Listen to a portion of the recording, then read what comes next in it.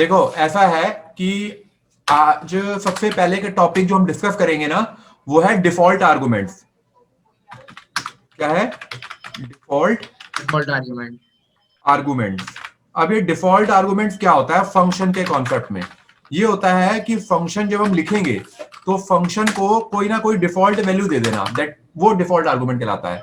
For example जैसे मैंने लिखा वॉइड, फंक्शन को डिक्लेयर कर रहा हूं, यानी फंक्शन कोई वैल्यू रिटर्न नहीं करेगा।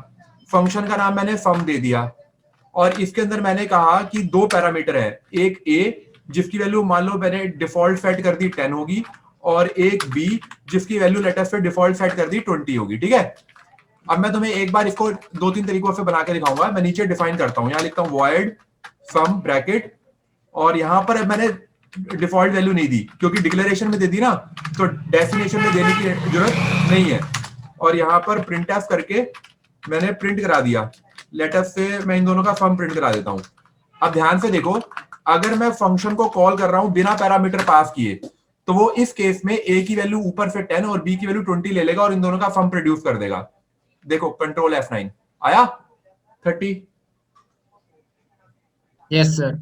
इसमें क्या हुआ कि जब हमने फंक्शन को कॉल किया, क्योंकि वैसे तो हमने पैरामीटर डाले हुए थे लेकिन उन पैरामीटर में डिफॉल्ट वैल्यू भी दे दी, तो हमने क्योंकि यहां से वैल्यू नहीं दी तो उसने अपनी तरफ से ए की वैल्यू 10 और बी की वैल्यू 20 ले ली जो हमने दी हुई थी।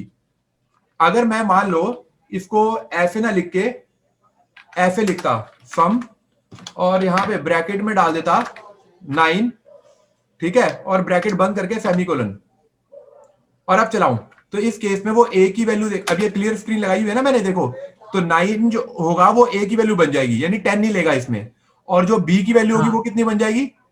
20। 20। तो ये जो 30 आ रहा है ये तो पहले वाले का आंसर आ रहा है ना, क्योंकि दो बार कॉल किया हुआ है ये वाला, इसका 30 आ रहा था। अच्छा इसको ठीक है। हाँ हटा देता हूं एक मिनट, अब देखो 29 आ रहा है ना। Yes sir. और अगर मैं फंक्शन को कॉल करूं बिना पैरामीटर पास किए, हाँ, तो इस बार वो ए की वैल्यू 10 और बी की वैल्यू 20 20 आएगा। लेगा, बिल्कुल ठीक आ रहा है ना। ठीक है सर। और ठीक है। अगर मैं सम फंक्शन को कॉल करूं पास करके अपनी तरफ से दोनों वैल्यू, तो इस बार ए की वैल्यू 1 और बी की वैल्यू 3 ले लेगा लास्ट वाले में। सेमी को नहीं लगाया इसलिए एरर आ रहा है। देखो आया 4। Yes sir. ये स्लैश वन दे देता हूं ताकि हर टाइम अलग अलग आए। आया देखो 29, यस सर। 30 और 4। तो इसको कहते हैं डिफॉल्ट आर्गुमेंट। नोट करो, कोई डाउट है तो पूछना। कोई दिक्कत तो नहीं है? नहीं सर। बड़ा इजी कॉन्सेप्ट था, मतलब ऊपर जो वैल्यू दी है अगर हम अपनी तरफ से नहीं देंगे तो फिर वो वैल्यू ले लेगा ना, बस इतनी सी बात है। Yes sir.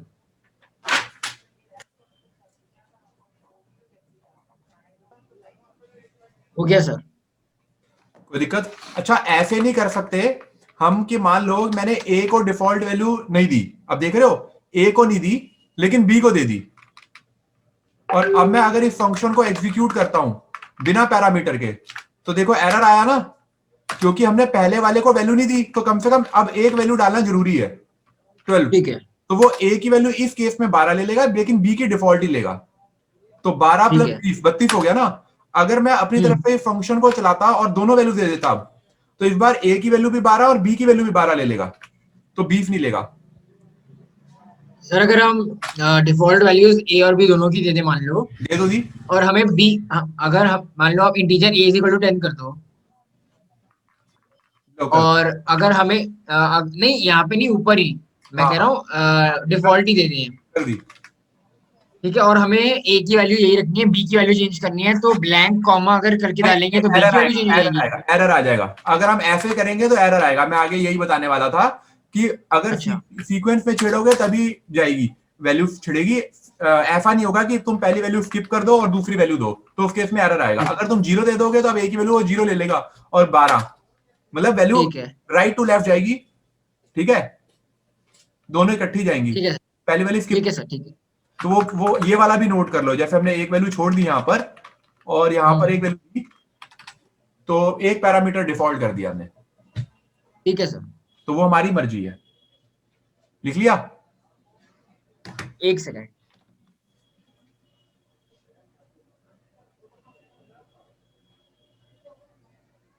ये सर लिख लिया।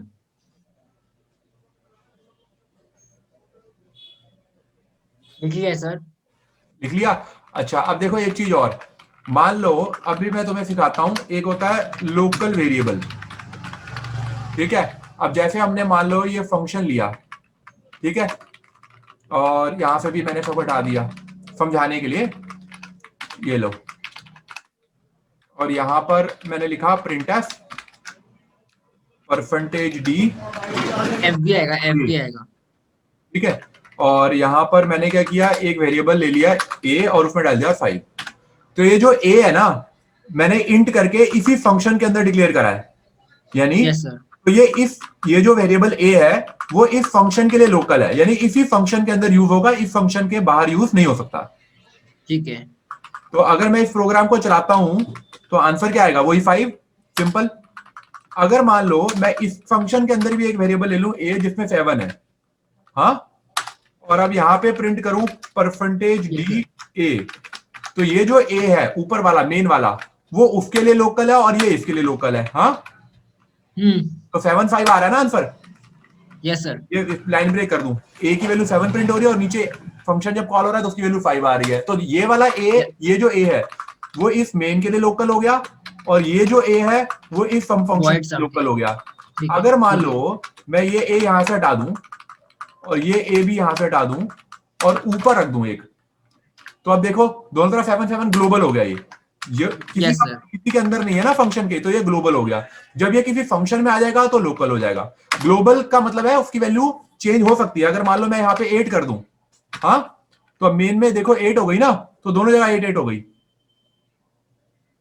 नहीं, दोनों जगह 8 कैसे हो गई यहाँ पे? ऊपर अब यहाँ पे था ग्लोबल 7, जब हाँ अंदर घुसे तो फंक्शन में घुसते ही a की वैल्यू 8 हो गई। अब यहाँ तो 8 आई है हाँ। क्योंकि अब चेंज हो गई है, फंक्शन जब कॉल हुआ तो उसमें भी तो वैल्यू चेंज हो गई लोकेशन पर, मेमोरी में। नहीं, मेमोरी में अच्छा नहीं तो मतलब 7 थी ग्लोबल की, जो यहां पर आते ही हम्म। सीक्वेंस में फंक्शन चला तो उसने चेंज करके 12 कर दी।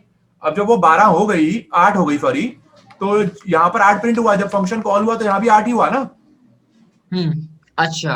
ग्लोबल की वैल्यू किसी भी फंक्शन में यूज हो जाएगी सीक्वेंस में, जहां पे भी चेंज हुई तो वो चेंज वैल्यू ही आगे यूज होगी। अब मान लो मैं यहाँ पे इसको चेंज करके 12 कर देता, हाँ, तो 8 और 12 आएगा। और अब मैं प्रिंट करा दूं यहाँ पे भी %d a, हाँ, तो अब देखो चेंज हो गई ना वैल्यू, प्रिंट है चेंज हो गई ना, देखो लास्ट में भी 12 आ रहा है। ये आपने 2 बार प्रिंट क्यों दिया है?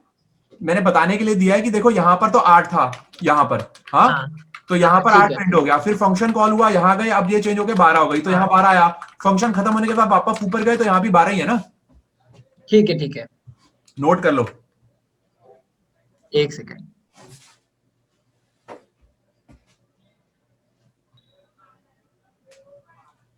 ओके सर, हो गया। ठीक है।